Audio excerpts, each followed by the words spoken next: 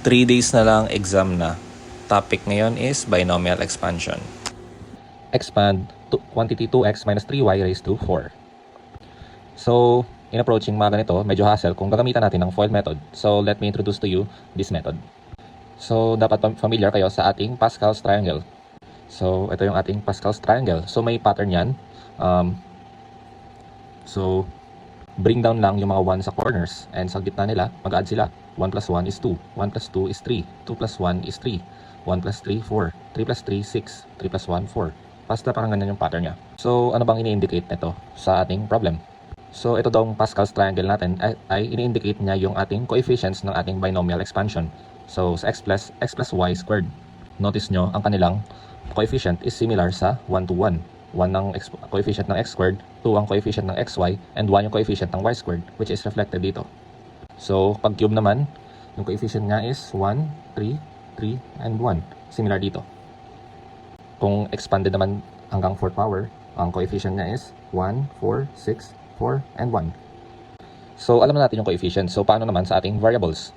Madali lang naman yung pattern yan. Notice nyo, x cubed, x squared, x, hanggang sa wala ng x. So, parang ganun yung pattern. Tapos sa y naman, y squared, then y cubed. Parang lumiliit yung x, lumiliit yung x, tapos tumataas yung y. Ganun din dito sa ating sa may fourth na exponent.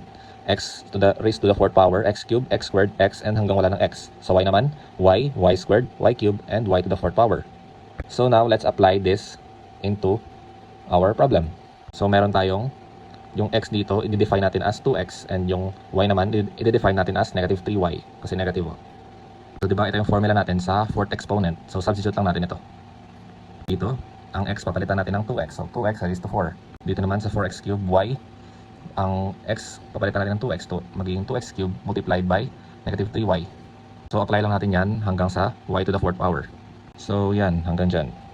So, let's slowly solve our expression.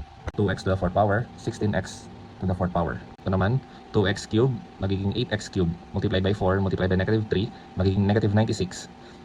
Tapos copy mo yung x cubed, tsaka y. Magiging negative 96x cubed y. 6 multiplied by 2x squared, magiging 24x squared. Multiplied by 3y squared, magiging 216. Copy yung x squared, tsaka y squared.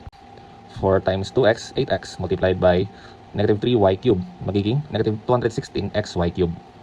And lastly, negative 3y raised to the 4th power, magiging 81y raised to the 4th power. So, yun. Therefore, our answer is letter A, which is ito.